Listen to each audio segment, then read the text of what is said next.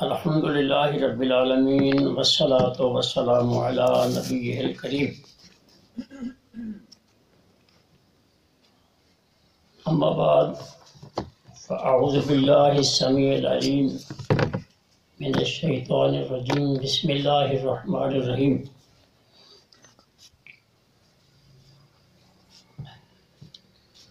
ان الانسان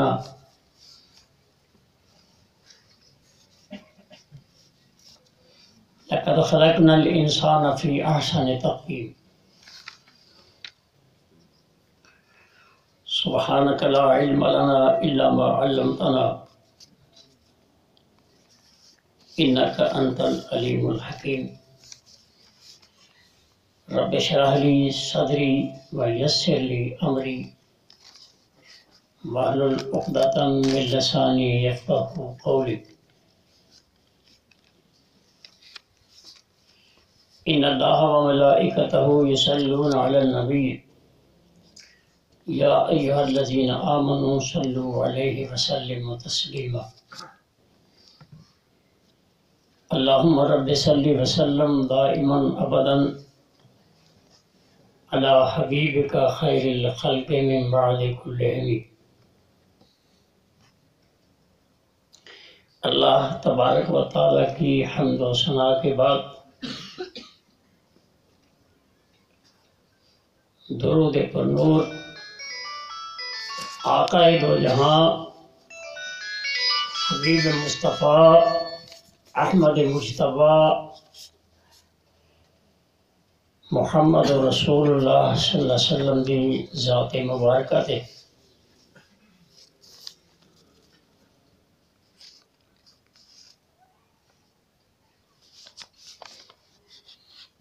آج کے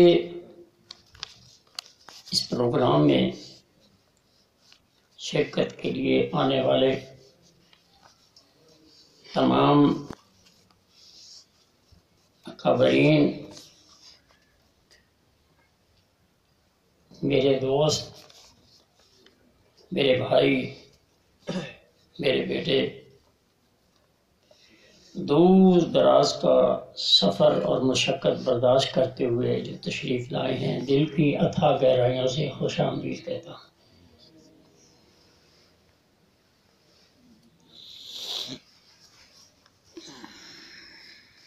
آج کا سبق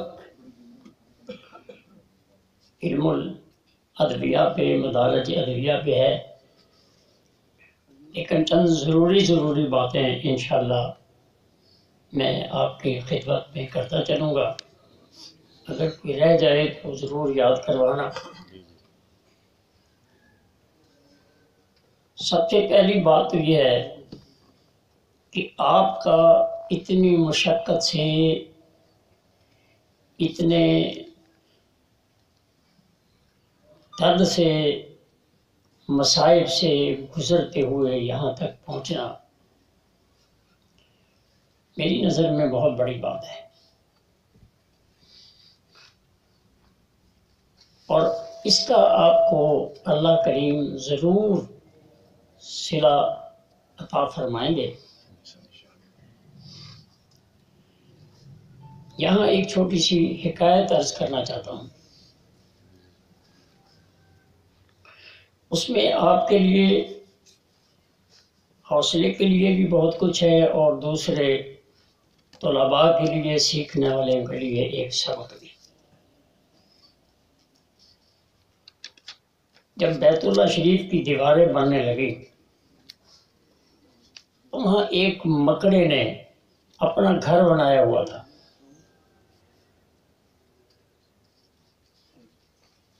اب جب اللہ کریم نے فرمایا، اے میرے خلیل،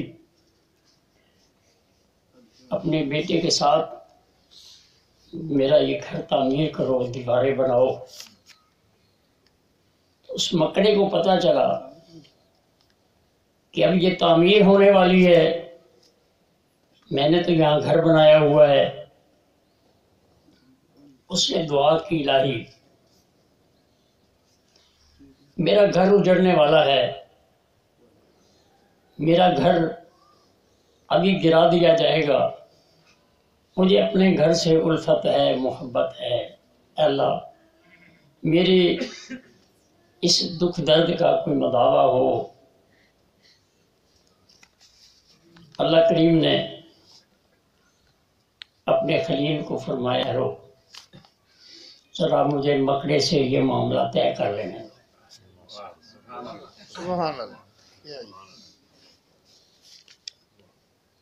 جی کیا چاہتا ہے؟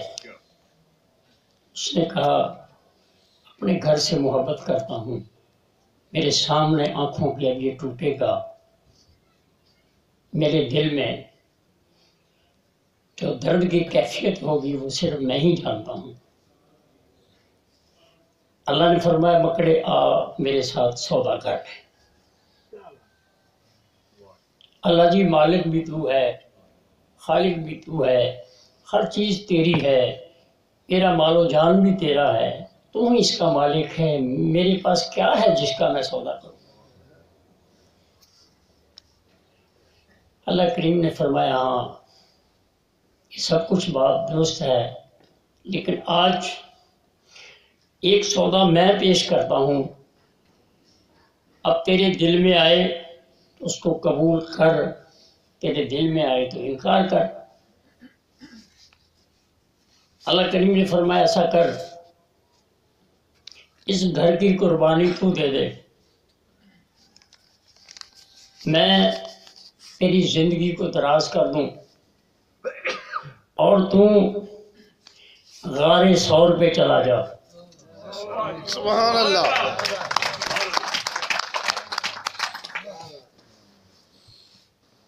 گھر کو لٹا دے، قربانی دے دے، کیا بات۔ فدا کر دے اور غار ثور پہ چلا جا۔ کل میرا محبوب آمنہ کا لال دل یتیم جب مکہ سے مدینے کی طرف ہجرت کرے گا تو میں اس کا رخ تیرے غار ثور کی طرف موڑ دوں گا۔ سبحان اللہ۔ تجھ کو تیری نسل کو میں اپنے سونے محبوب کا دیدار کراؤں گا اور میں تیرا نام میں اپنے سونے محبوب کے محافظوں میں لکھ دوں گا۔ سبحان اللہ۔ کیا بات، کیا بات۔ اس مکڑے نے اپنا گھر خود ہی گرا دیا تو قربانی دینے سے کچھ ملتا ہے۔ کیا بات، کیا بات، کیا بات۔ اللہ کے ہاں کسی کی بھی قربانی کو ضائع نہیں۔ انشاءاللہ آپ جس مقصد کے لیے جتنے مصائب سے دکھ سے آئے ہیں اس کا اجر آپ کو عطا فرمائیں۔ عزیزان محترم، طب کی یہ محفل ہے، طب کی باتیں سننے کے لیے تمام لوگ اکٹھے ہوتے ہیں، ہمیں ان باتوں کو زیادہ رغبت سے کرنی چاہیے۔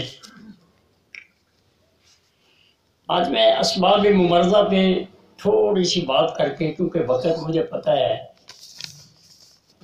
کچھ ہاتھ بھی بٹایا گیا ہے، کچھ میرا حق بھی کھایا گیا ہے۔ صحیح گل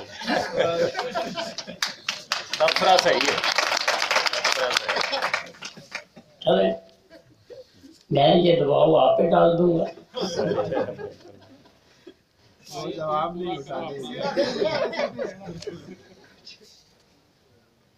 ایک سٹیج ہے، وہاں ایک طبیب آتے ہیں اور آ کر وہ یہ ثابت کرتے ہیں کہ اس وقت پاکستان کے اندر جو امراض ہیں وہ سب اعصابی ہیں، ذہنی ہیں۔ وہ اس بات کو ثابت کرنے کے لیے وہ دلائل پیش کرتا ہے. وہ کہتا ہے پاکستان میں سوچ، فکر، غم، ٹینشنیں بہت زیادہ ہیں. جو غریب ہے اس کے لیے بھی اور جو امیر ہے اس کے لیے بھی. بلکہ میرا خیال ہے امیر لوگ نیند کی گولیاں زیادہ استعمال کرتے ہیں.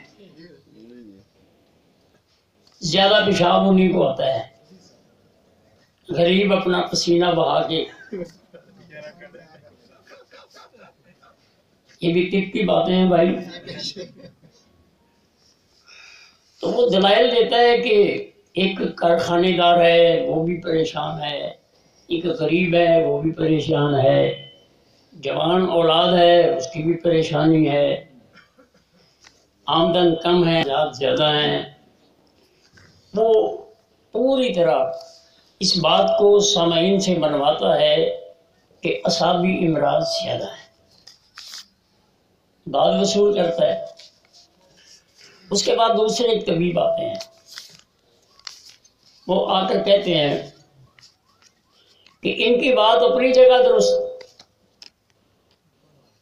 لیکن ایک میری بھی سوچ ہے، ایک میرے پاس بھی مرنے کا ایک انداز ہے. وہ کہتا ہے اس وقت سارے ہی امراض عضلاتی ہیں. وہ کہتا ہے کہ ڈالڈا گھی ہے، فارمی مرغا ہے، پیزا اور تلی ہوئی چیزیں ہیں، چائے کی پتی کا زیادہ استعمال ہے. اب وہ تمام چیزوں کا تذکرہ کر کے وہ ثابت کرتا ہے کہ گوشت خوری اور تلی ہوئی چیزیں ہوٹلوں کے اندر کھانے یہ وہ سب عضلاتی ہیں. لہذا تمام پاکستانی اسی رو میں بہ رہے ہیں، عضلاتی ہو چکے ہیں. اب وہ اپنا موقف بیان کرنے کے بعد داد وصول کرتے ہیں اور چلے جاتے ہیں. اب ایک اور صاحب آتے ہیں. وہ آ کر کہتے ہیں کہ ان دونوں کی رائے اپنی جگہ، ان کی بات اپنی جگہ، ایک میری بھی سوچ ہے. وہ کہتے ہیں کہ میرے نزدیک اس وقت تمام پاکستانی لوگ حوثی تحریک میں مبتلا ہیں. سیکس کا دور، 2 روپے کی اگر ایک کوئی گولی ٹافی لی جائے تو اس پہ بھی کوئی نہ کوئی برہنہ تصویر. ٹی وی کھولیں برہنہ، اخبار دیکھیں تو بے حیائی، نیٹ کھولیں کسی چیز کی مشہوری دیکھیں، جگہ جگہ جنسی ادویات کی مشہوریاں، جریان و اہتمام کا عام. آج سے 25-30 سال پہلے جب شادی ہوتی تھی تو عورت پریشان ہوتی تھی کہ پتہ نہیں میرے ساتھ کیا ہوگا. آج کا دور نوجوان پریشان ہوتا ہے کہ پتہ نہیں میرے ساتھ کیا ہوگا. زبردست. وہ 1 ہفتے تک حکیم کے دروازے پہ پہلے ہی لفظ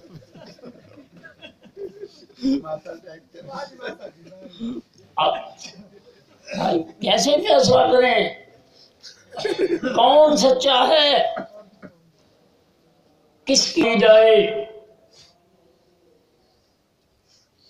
بس یہاں میں عرض کروں گا کہ آپ طبیبوں کو نبض کی ضرورت پڑے گی.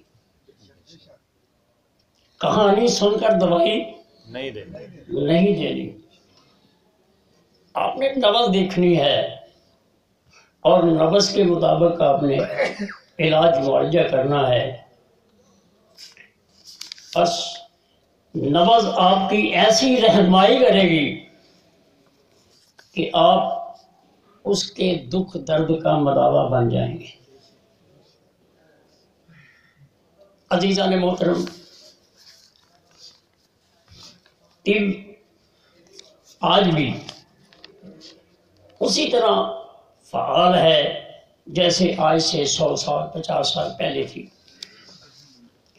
اور بادشاہوں کے مشیر طبیب ہوا کرتے تھے، وہ اسباب ممرضہ کو سمجھایا کرتے تھے۔ آج ہسپتال بڑے سے بڑا، نئے سے نیا، لیکن اسباب ممرضہ کی طرف بالکل توجہ نہیں ہے۔ اللہ کرے کوئی درد مند پیدا ہو جائے، کوئی اہل بصیرت پیدا ہو جائے، وہ اس قوم کو اس بھنور سے نکال دے۔ تو اسباب ممرضہ آپ نے جاننا ہے، اور پھر آپ نے اسباب ممرضہ کو سمجھتے ہوئے نبض پہ اس کا فیصلہ کرنا ہے، آپ کو کبھی ناکامی نہیں ہوگی۔ عزیزان محترم، اسباب ممرضہ جو کتابوں میں لکھے ہوئے ہیں، پہلے میں اس کی طرف آتا ہوں۔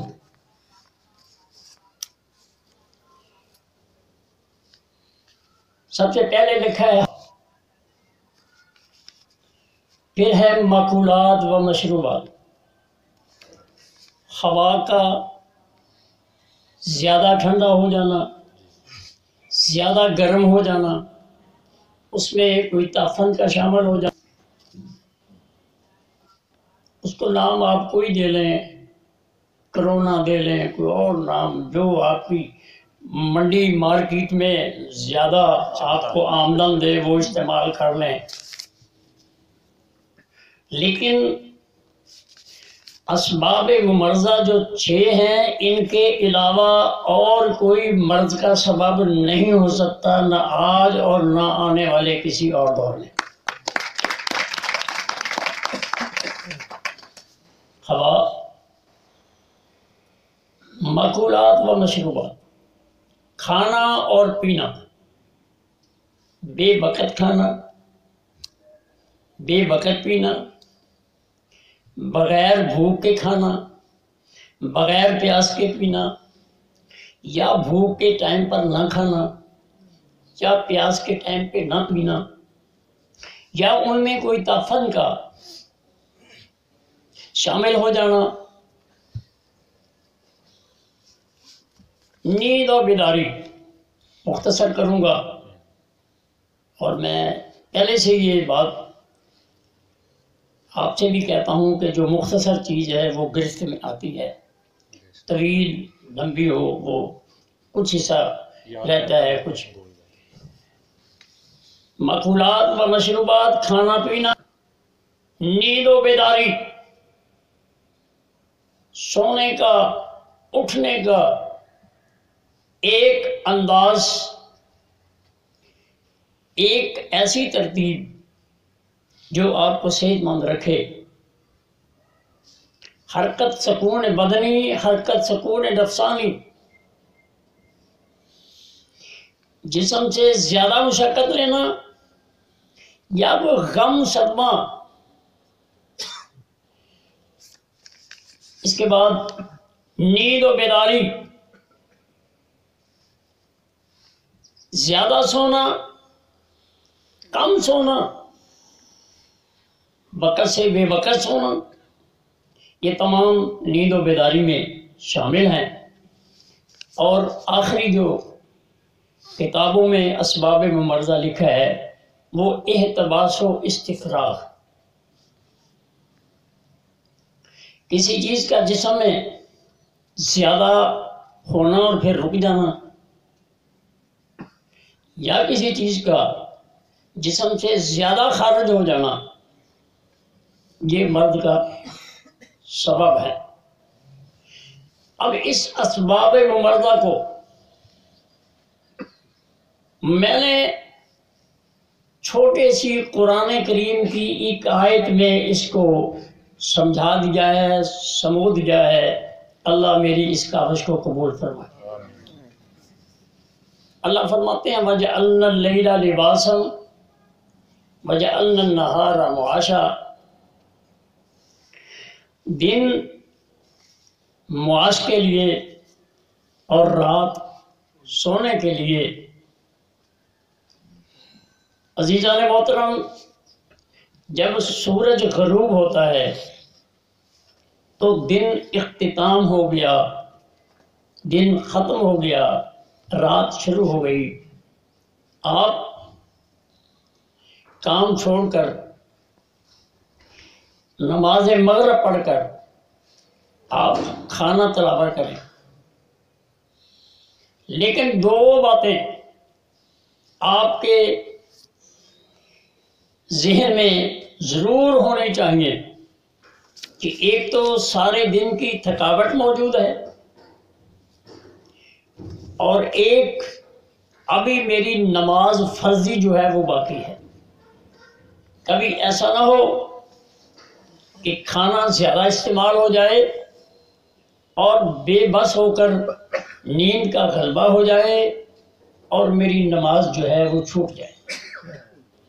لہذا کھانا کم کھائیں۔ 2 گھنٹے مغرب اور عشاء کے درمیان کا جو وقت ہے وہ اپنے بہن بھائیوں کے ساتھ اپنے گھر میں خوشی خوشی آپ گزاریں۔ اس کے بعد آپ نماز عشاء کے لیے چلے جائیں، مسجد میں نماز ادا کر کے واپس آئیں۔ طبعی لحاظ سے آپ کا کھانا تقریباً ہضم ہونے کے قریب آ گیا۔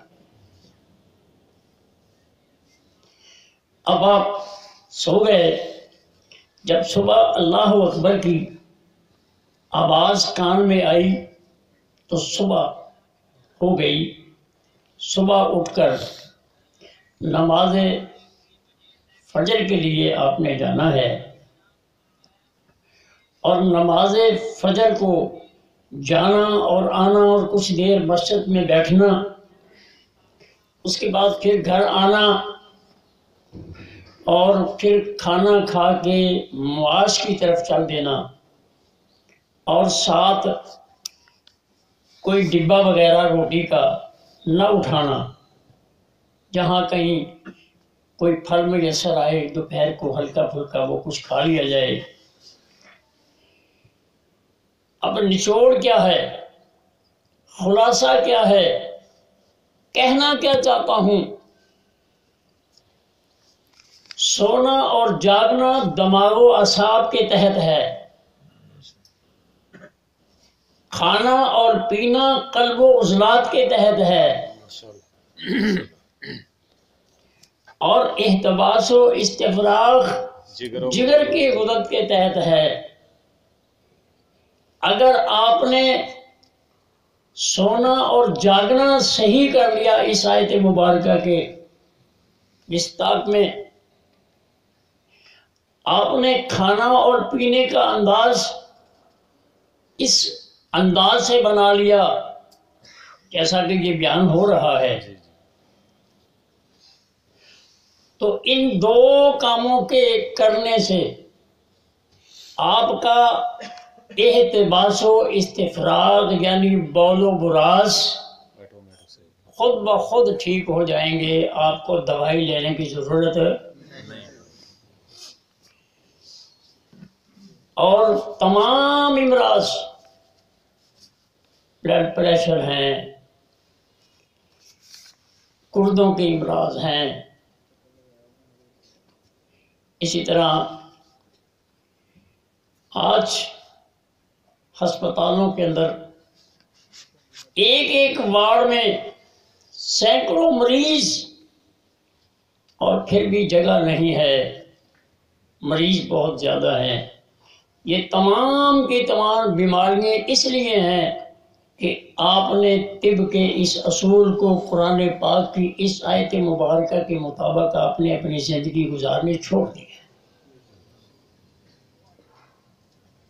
آج بھی آ جائیے اور تمام امراض اللہ کے فضل و کرم سے ٹھیک ہو جائیں گے، آپ صحت مند زندگی گزاریں گے۔ تو اسباب ممرضہ پہ مختصر سی بات آپ کے سامنے رکھ دی گئی ہے۔ اب اسباب ممرضہ کے بعد اب ایک چھوٹا سا مضمون جو کہ مجھ سے بار بار سوالات ہوتے رہتے ہیں کہ بلڈ پریشر کیا ہے؟ کوئی کہتا اونچا، کوئی کہتا نیچے والا، کوئی کہتا لو ہو گیا ہے، کوئی کہتا ہائی ہو گیا ہے، کوئی کچھ کہتا ہے، اپنے اپنے انداز ہیں، اپنی اپنی بات ہے۔ آئیے، آپ دانا لوگ بیٹھے ہیں، سمجھدار بیٹھے ہیں، آپ کے سامنے ایک مختصر سا چھوٹا سا ایک سبق پیش کرتا ہوں۔ خون کے دو بہاؤ، خون کے دو بہاؤ، دو بہاؤ، ایک خون دل سے جسم کی طرف آ رہا ہے اور ایک خون جسم سے دل کی طرف جا رہا ہے۔ کبھی جسم کی طرف جو آنے والا خون ہے اس میں تیزی ہوتی ہے، اور کبھی جسم سے دل کی طرف جو خون جا رہا ہے اس میں تیزی ہوتی ہے۔ جو خون دل سے جسم کی طرف آ رہا ہے جب اس میں تیزی ہوتی ہے تو نبض خشکی والی، قلب و عضلات والی، عضلاتی نبض ہوا کرتی ہے۔ آپ اس کے لیے اجوین، پودینہ، ادرک، لہسن کا قہوہ دے دیں، انشاءاللہ اللہ کے فضل و کرم سے مریض فوراً ٹھیک ہونا شروع ہو جائے گا۔ دوسرا بہاؤ، جسم سے دل کی طرف خون جا رہا ہے، اگر اس میں تیزی آ جائے تو پھر آپ سونف، چھوٹی الائچی، سفید زیرے کا قہوہ دے دیں، اس کو شفا ہونی شروع ہو جائے گی۔ اب تیسرا تو بہاؤ خون کا ہے ہی نہیں۔ اب اگر یہ دونوں بہاؤ ایک تسکین کے سبب اور ایک تحلیل کے سبب اگر کمزوری میں آ جائیں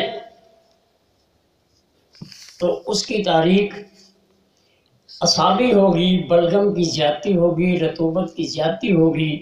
آپ اس کو لونگ، دال چینی کا قہوہ نیمبو ڈال کر استعمال کرا دیں، اللہ کے فضل و کرم سے وہ ٹھیک ہونا شروع ہو جائے گا۔ بلڈ پریشر کی جو علامات ہیں وہ ٹھیک ہونی شروع ہو جائیں گی۔ یہ مختصر سا قانون آپ کے لیے تحفہ ہے، قبول فرمائیں۔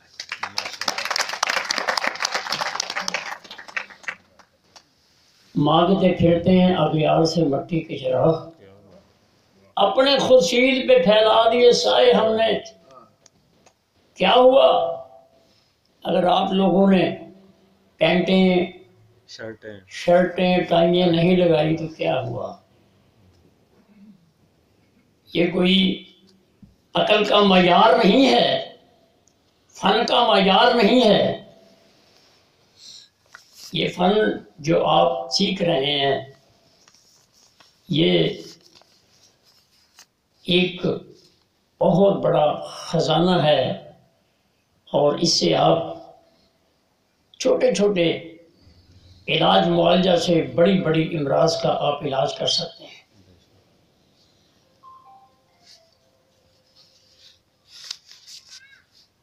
اب اگلا سبق، یہ بات سمجھ آ گئی ہے ابھی سب کو؟ بلڈ پریشر بہت آسانی نہ سمجھا ہے، بہت آسان۔ اب ہم اپنے سبق کی طرف آتے ہیں جو ہے علم الادویہ، مدارج مرض۔ اب اس میں علم الادویہ بھی اور اس میں مدارج مرض بھی. ہمارے پاس 6 دوائیں ہیں. ایک محرک، ایک شدید، ایک ملین، ایک مسل، ایک اکسیر اور ایک مقفع. یہ نام طب مفرد اعضاء میں لیے جاتے ہیں. اگر کوئی ان الفاظ کے علاوہ اگر کوئی استعمال کرنا چاہے تو طب یونانی کے درجہ اول، درجہ دوم، درجہ سوم، درجہ چہارم، پنجم اور 6، یہ تمام نام انہی دوائیوں کے اندر یہ چھپے ہوئے ہیں. آپ اس طرح سمجھ لیں. ہر محرک اور شدید دوائی رنگ سے رنگ کو تبدیل کرتی ہے. رنگوں سے علاج رنگوں سے علاج. سودا بڑا ہوا ہے، سودا کو صفرا میں بدلنا ہے تو آپ نے محرک اور شدید درجہ اول، درجہ دوم کی کوئی دوائی جو ہے وہ دے دینی ہے. اس سے رنگ تبدیل ہو جائے گا. اگلا درجہ ملین اور مسل، حبس اور قبض، سوزش تک. اب آپ کا نام محرک، لذت اور حبس 2 دوائیں، آگے قبض اور سوزش اس کے لیے 2 دوائیں، ملین اور مسہل. ان 2 دوائیوں میں آپ یہ بات سمجھ لیں کہ ان میں نمکیات ہیں. 6 تحریکوں کی 6 دوائیں، ان کے اندر نمکیات ہیں. نمک چیز کو گلاتی ہے. آپ نے دوائی دیتے وقت سوچنا ہے کہ جو معدے کے اندر کوئی چیز رک چکی ہے، قبض ہو گئی ہے، ہم نے اس کو گلانا ہے. اگر وہ نبض اس سے بھی آگے چلی گئی ہے، درجہ آگے چلا گیا ہے، تو آپ نے نمک کی بجائے تیزاب استعمال کرنا ہے، جس کو آپ مسل کہتے ہیں. مسل کا کام ہے، تیزاب کا کام ہے جلا دینا. نقطے کی باتیں بتا رہا ہوں. پہلے کا معنی گلانا ہے، دوسرے کا معنی جلانا ہے. کیا بات. اب یہ آپ اپنی بصیرت سے کام لیں گے کہ مقام جلانے والا ہے یہ گلانا یا گلانے والا ہے. کیا بات ہے، زبردست. اور اگر اس سے بھی کام آگے جا چکا ہے، وہاں قبض سے سوزش ہو چکی ہے اور سوزش سے وہاں زخم ہو چکے ہیں، تو آپ نے یہ تصور رکھنا ہے، ذہن رکھنا ہے کہ اس کے اندر سوزش ہے، میں نے یہاں مسل ہی استعمال کرنا ہے اور کوئی دوائی استعمال نہیں کرنی، اور اسی سے ہی شفا ہونی ہے. یہ قانون طب ہے.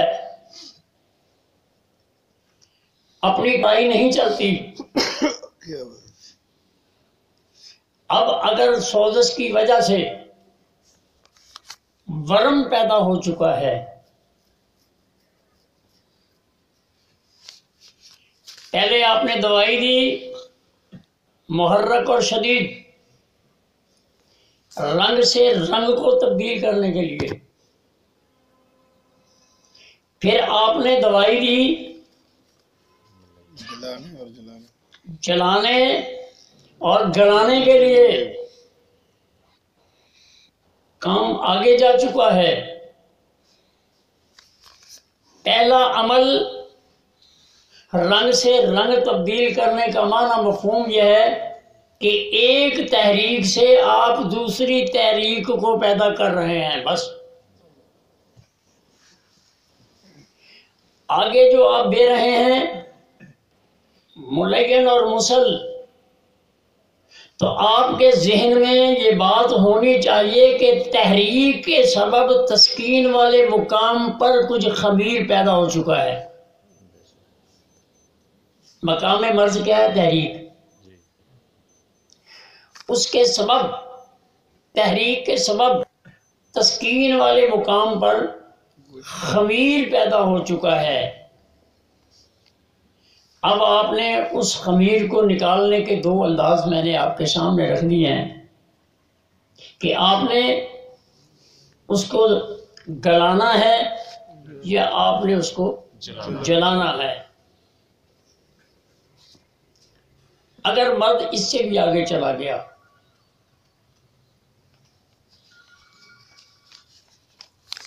اب ہے ورم اور زوف.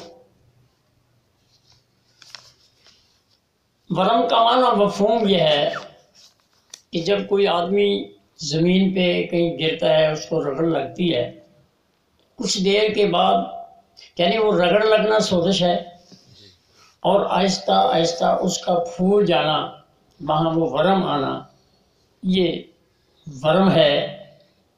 تو جب تک سوزش نہیں ہوگی ورم نہیں ہوگا. سوزش کا ہونا ضروری ہے ورم کے لیے، اور سوزش کے لیے قبض کا ہونا ضروری ہے.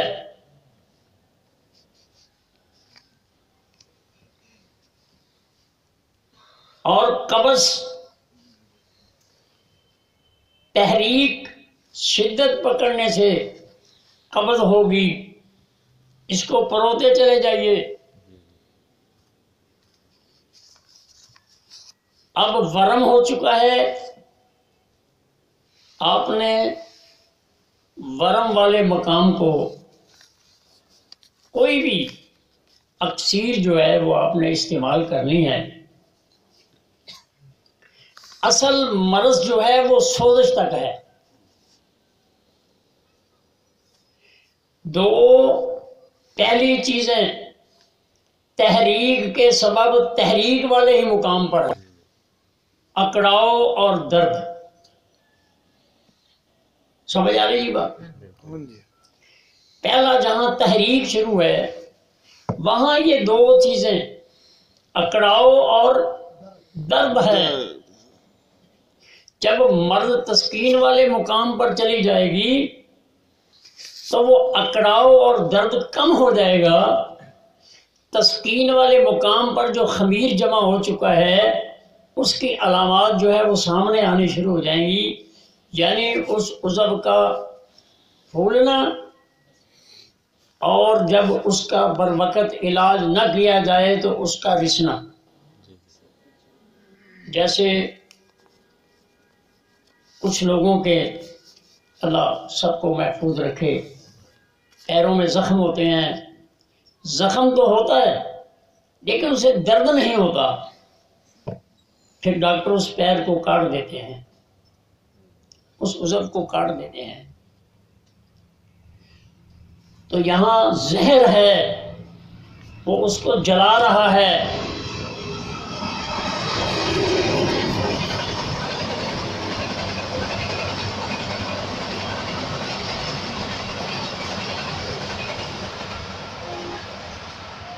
اب تسکین کی دو علامات آپ کے سامنے آ گئی. ایک ابتدا ہے اور اس کی انتہا ہے. ملین اور مسل یہ تسکین والے مقام کو صاف کرنے کے لیے آپ نے استعمال کرنی ہے. اب یہاں محرک شدید سے کام نہیں چلے گا. بیزاری ہوگی، تنگی ہوگی، تکلیف ہوگی، علاج نہیں ہوگا. اب اگر نبض اس سے بھی آگے جا چکی ہے، ورم اور ذوف پہ آ گئے آپ. یہ بڑا نازک سبق ہے اور اس کو بڑے اچھے انداز سے آپ سمجھیں. دو تحریک والے مقام پر علامات، دو تسکین والے مقام پر علامات، جی جی اور دو تحلیل والے مقام پر علامات. کیا بات. تحریک وہی ہے، سبب وہی ہے، سبب وہی ہے. مقام بدل رہا ہے. لذت ہے، حبس ہے، قبض ہے، سوزش ہے، برم ہے، ذوف ہے، وہ وہی ہے. لیکن مقام بدل رہا لیکن مرض کا مقام بدل رہا ہے، تکلیف کا مقام بدل رہا ہے. ہے. کیا بات، کیا بات. تحلیل کیوں آتی ہے؟ تسکین کا تو آپ نے سمجھ لیا نا جی کہ ماں خمیر پیدا ہوا. تحلیل کیوں آتی ہے؟ تحلیل اس لیے آتی ہے کہ جو پردہ تسکین والا جہاں خمیر جمع ہو چکا ہے وہ آگے والے عضو کی طرف غذا نہیں بھیج رہا. کیا بات، زبردست. اس کے پاس وہ غذا ہے ہی نہیں، اس کے پاس تو تفن اور خمیر ہے. وہ تو خود گل رہا ہے، جل رہا ہے. یہ آخری مقام ہے.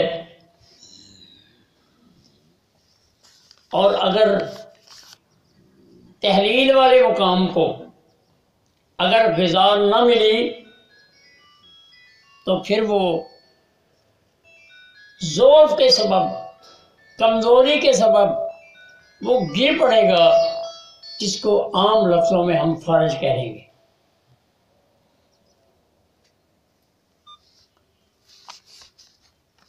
اب ہم نے ادویات کے بارے میں تھوڑا سا سمجھیں. حضرت صابر تو سما صابر ملتانی رحمۃ اللہ ان کی قبر پہ کروڑ رحمت فرمائے. آمین. آپ نے فرمایا 2 دوائیاں لیں، ان کا نام محرک ہے، اس میں ایک اور ملا لیں. وہ پیچھے والی کو نکالنا نہیں ہے، اس کو آپ شدید کر لیں. اب شدید کے اندر ایک اور ملا لیں. ذرا غور فرمائیں، آپ نے فرمایا پچھلی دوائیوں کو نکالنا نہیں ہے نہیں ہے. جی. بالکل. وہ پیچھے مرض چلی آ رہی ہے، اس کے صرف مدارج بدل رہے ہیں، آپ دوائی بھی اس کے اندر اور شامل کرتے چلے جائیں. جی جی. اب ملین کے بعد ایک اور دوائی ملائیں، وہ دوائیاں بھی برقرار رکھیں، خالی ایک مسل کسی کو نہ دیں، خالی جبال گوٹا کسی کو نہ دیں، خالی ریون سارا کسی کو خالی نہ دیں، تے کی بات خالی مصبر کسی کو. نہ دے. یہ طب کے سبق ہیں، ان پہ غور کریں. کمال ہو گیا جی. کیا جی. اب مصدق اس کے بعد عمل تحلیل کا شروع ہو چکا ہے. اب دوا کی نہیں، غذا کی ضرورت پڑ گئی ہے. ماشاء اللہ. کیا بات ہے. دوائیں وہ اسی طرح بحال رہیں گی، آپ مولگن مسل دیتے رہیں گے ضرورت کے تحت، لیکن اگلا پردہ تحریر والے مقام پہ جب غزار نہیں پہنچ رہی، اس کو کہیں فالج نہ ہو جائے، آپ اس کو مقوی دوائی بھیجیں۔ کیا بات ہے، کیا بات ہے۔ اور اس کو وہ پردہ وہی چیز قبول کرے گا جو پیچھے والے سسٹم میں سے چیز آ رہی ہے، اس کے علاوہ وہ قبول نہیں کرے گا۔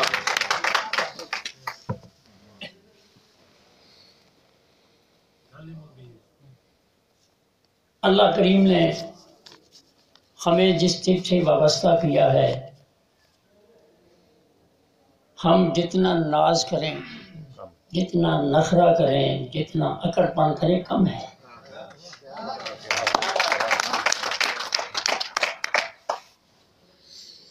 میں کسی پہ معاملے میں ٹانگ نہیں پھنساتا، لیکن میں اپنی طب کے بارے میں اعلان کہتا ہوں کہ اس میں نہ کہیں کوئی خامی ہے، نہ اس میں کوئی بے ربطگی ہے، نہ اس میں کوئی چیز درمیان میں ٹوٹنے والی ہے۔ یہ ایک ضابطہ اور قانون کا نام ہے طب یونانی یا قانون صبر۔ اللہ پاک ہمیں اس طب سے وابستہ کرے اور ہمیں اس طب کو سمجھنے کی اللہ توفیق عطا فرمائے۔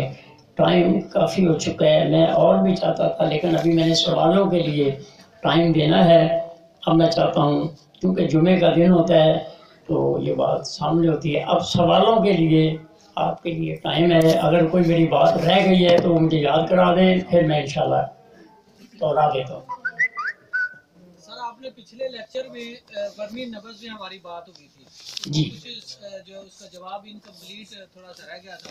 ایک تو یہ میری گزارش ہے کہ دو ورمی نبضیں، ایک وہ جو اپنی اس کی صحت کی نبض ہے، اس میں ورم جو ہم جس کو کہتے ہیں، اس کی تھوڑی سی بتا دیں کہ وہ نبض کی حالت کیا ہوگی، مطلب وہ کیسے پتہ چلے گا کہ یہ مدارج طے کر کے والی نبض ہے یا وہ خود سے وہ اس کی اپنے مزاج میں ورمی ہوئی ہے۔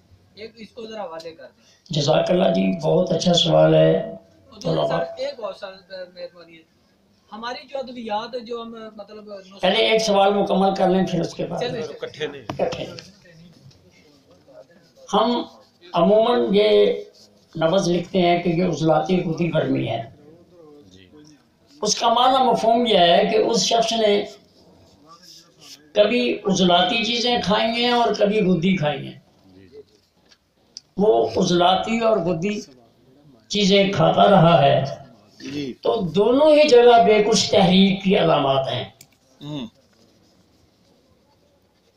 علاج معالجے کی صورت میں یہ نہیں ہے کہ ایک تحریک ٹوٹے گی دوسری پیدا ہوگی، لیکن یہ ایک ترتیب ایسی اس نے بنا لی ہے کہ وہ عضلاتی بھی کھا رہا ہے اور کوئی خودی بھی کھا رہا ہے کبھی، لیکن وہ اعصابی نہیں کھا رہا۔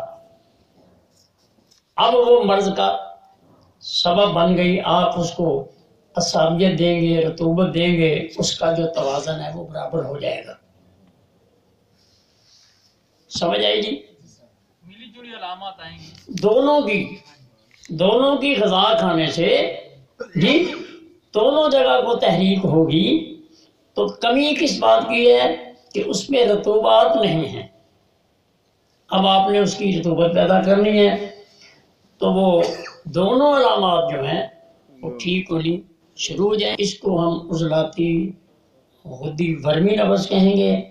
ایک جب بھی کوئی نبض ورمی کیفیت اختیار کرے گی، مثلا کسی نے غدی صابی اور غدی عضلاتی چیزیں زیادہ یوز کی ہیں، زیادہ کھائی ہیں، تو ہر بگڑی ہوئی نبض جو ورمی ہوگی وہ پہلے والی نبض سے اگلی نبض کی طرف منتقل ہوگی اور باریک ہو جائے گی،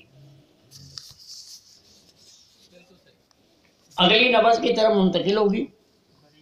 مثلا 3 والی جو ہے وہ 4 تک جائے گی، باریک ہو جائے گی، جبکہ غدی نبض جو اصل حقیقت صحت والی ہے وہ باریک نہیں ہوتی، اس میں حرارت سے کھلی ہوتی ہے۔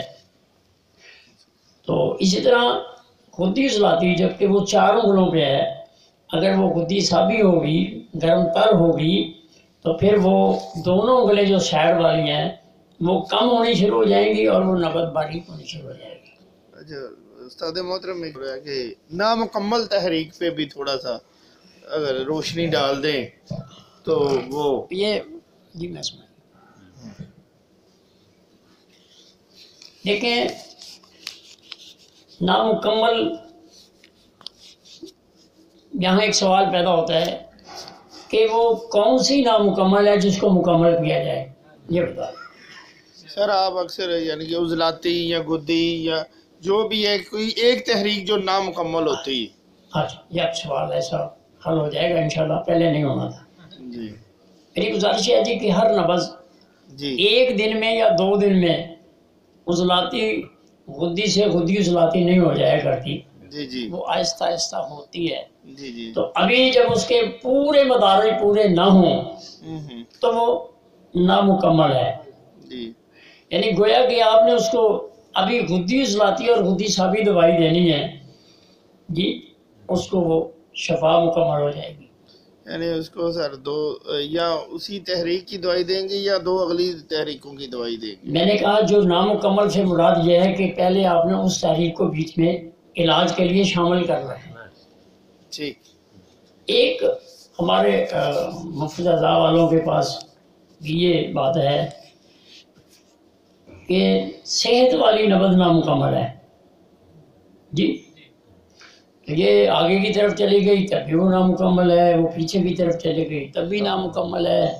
اس کو مکمل کرنے کے لیے وہی قانونی طریقہ علاج ہے کہ جو چیز بڑھ چکی ہے اس کو کم کر دیا جائے۔ بعض لوگ کہتے ہیں جی یہ کیسے ہو جائے گا جی کہ عضلاتی غدی نبض ہے، بھرمی نبض ہو گئی ہے یا غدی عضلاتی نبض ہو گئی ہے، اب اس کو غدی صابی دوائی دینے سے وہ کیسے ہو جائے گی؟ تو میں ان سے کہتا ہوں کہ بھائی جو کچھ آپ کرتے ہیں اس پہ بھی غور کریں کہ اگر آپ کا موقف یہ ہے کہ اسے پہلے غدی صابی کیا جائے، پھر اسے صابی غدی کیا جائے، پھر اسے صابی عضلاتی کیا جائے، پھر عضلاتی صابی کیا جائے، تو بھائی وہ ایک بیماری لے کر آیا تھا، آپ نے اس کے ساتھ 4 بیماریاں اور جوڑ دی ہیں۔ واہ واہ کیا بات ہے سر۔ نہیں بھائی، خشکی کے سبب وہ بیمار ہے، گرمی کے سبب وہ بیمار ہے، تری کے سبب وہ بیمار ہے۔ تری والے کی تری کم کر دیں، خشکی والے کی خشکی کم کر دیں، گرمی والے کی گرمی حرارت کم کر دیں، اس کو مکمل شفا۔ کیا بات کیا بات کیا بات۔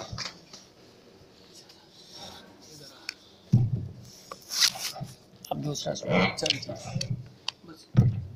اچھا سر، میرا دوسرا سوال ہے، ہماری ابھی ادویہ میں مقوی دوائی کا جو ہے نا وہ ذکر بھی آیا ہے جی، تو ہم جو نسخہ جات جو ہمارے مقوی ادویات کے جو ہمارے پاس میسر آتے ہیں ایک طرف ہے، ایک طرف آپ نے جو ہے وہ لکھا ہے مغزیات لکھے ہیں مقوی کے طور پہ۔ اب ہم دیکھتے یہ ہیں کہ دوائی مقوی ہے تو اس میں 3 مقوی ہے، تو اس میں جو ہے وہ ہم دیکھتے ہیں جی اس میں جوتری بھی ڈالی ہوئی ہے، اس میں ہم نے وہ جو شدید کی چیزیں سمجھ گیا۔ ٹھیک ہے، تو وہ ادھر تو وہ شدید کے مزاج پہ آ رہی ہیں، ادھر ان کو ہی مقوی میں ڈالا ہوا ہے، آیا وہ مقوی رہیں گی، شدید ادھر جا کے کوئی تبدیلی آئے گی، وہ کیا اس کی شکل بنے گی؟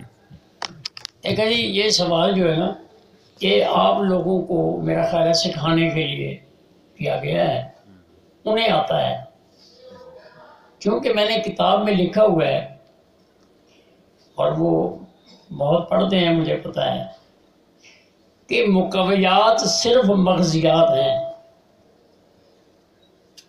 باقی دوائی مقوی نہیں ہوتی، یا محرک ہے یا شدید ہے یا ملین ہے یا مسل ہے یا وہ زہر ہے، مقوی نہیں ہے، صرف مغزیات جو ہیں وہ مقوی ہیں۔ اور میں نے ابھی کہا ہے کہ آپ نے تحلیل والے مقام کو غذا دینی ہے، دوا، کیونکہ دوا جزو بدن نہیں بنتی اور غذا جزو جو غذا ہے وہ دوا نہیں، جو دوا ہے وہ غذا نہیں. آپ نے غذا کو اور دوا کو الگ الگ سمجھنا ہے. تو جہاں آپ نے مقویات دینی ہیں، یہ آپ وٹامن کہہ لیں، تو آپ نے مغزیات استعمال کرنے ہیں، ورنہ یہ معاملہ جو ہے وہ سمجھانے کے بھی قابل نہیں رہے گا اگر آپ نے دوسری دوائیوں کو مقوی مان لیا. لیکن مقویات میں جو انہوں نے کہا ہے کہ شامل تو وہی ہوتی ہیں دوائی. میں ان کی بات کو ان الفاظ سے مکمل کر رہا ہوں جی، کہ آپ نے آج کے بعد جی یہ سمجھنا ہے کہ مقوی صرف ہی مغذیات ہیں، کیا بات، ان کے علاوہ کوئی مقوی نہیں ہے، باقی نکال دیں یعنی جی. اور یہ نہیں کہ صرف میں ہی کہہ رہا ہوں. لبو 5 ہے، 4 ہے، 6 ہے، اس میں مغزیات ہیں. 3 میں سر 3 میں آپ کے پاس پستہ ہے، آپ کے انجیر ہے، منقع ہے. 4 کے اندر آپ کے پاس بادام ہے، اخروٹ ہے، چرغوزہ ہے. آپ اسی طرح ہر نبض کے اندر کچھ نہ کچھ آپ کو ضرور ملے گا، اور یہی مغزیات جو ہیں وہ مقوی ہیں. یہ تحلیل والی شکل میں آپ نے استعمال کرانی ہے، لیکن ان دوائیوں کو بھی نہیں بھولنا. اور کچھ میں ایک سوال کرنا چاہوں گا، ذرا پوچھنا مشکل ہے میرے لیے. جی کریں. اچھا، سوال میرا یہ کہ مثال کے طور پہ 4 انگلیوں میں نیچے نبض ہے، 4 نمبر تحریک ہے، اور نبض کافی تیز چل رہی ہے، یعنی ملین یا مسل اس کو 5 دینا ہے. اس کے ساتھ جب 6 نمبر لگانا ہوگا تو اس میں 6 نمبر میں کیا چیز ساتھ لگائیں گے؟ کیونکہ میں نے دیکھا بعض کیسز میں فیلئر آتا ہے، مجھے سمجھ نہیں آتا کہ 6 نمبر کو یوز کرنا کیا محرک شدید کریں گے یا ملین مسل لگائیں گے، کیا کرائٹیریا ہوتا ہے اس کا؟ 4 انگلیوں پہ نبض ہو. جی 4 انگلیوں پہ تیز جی 4 انگلیوں پہ نبض ہو اور تیز بھی ہو، اور اس کے لیے 6 نمبر دوائی کیوں دیں گے؟ نہیں موصل میں سمجھ گیا ہوں. میں سمجھ گیا. گزارش میری ہے جی، جیسا کہ میں نے لکھا ہے کہ 2 جگہ تحریک ہے، 2 جگہ تسکین ہے، اور 2 جگہ تحلیل ہے. جب نبض تیزی میں ہے تو صاف ظاہر ہے آپ نے مسل دینا ہے یا ملین دینا ہے، کیوں اس کو قبض ہے، جیسے وہ قانون کے مطابق قوی ہے، تیز ہے یا ذوب میں ہے. اب آپ نے پہلے جہاں پہلے تسکین ہے، 2 تسکینوں کا تذکرہ ہوگا. پہلے جہاں تسکین ہے، مثال کے طور پر میں آپ کو کہتا ہوں کہ اگر کسی کے 4 نمبر نبض ہے، مرد والی، آپ نے اس کو دوائی دینی ہے، تو آپ نے اگر صرف رنگ ہی تبدیل کرنا ہے تو آپ اس کو محرک شدید دے دیں گے. اور اگر ابھی آگے جانا ہے تو پھر آپ نے یعنی پہلے سٹیپ کے اوپر آپ کو آگے والی دوائی دینے کی ضرورت نہیں ہے. اب آپ آگے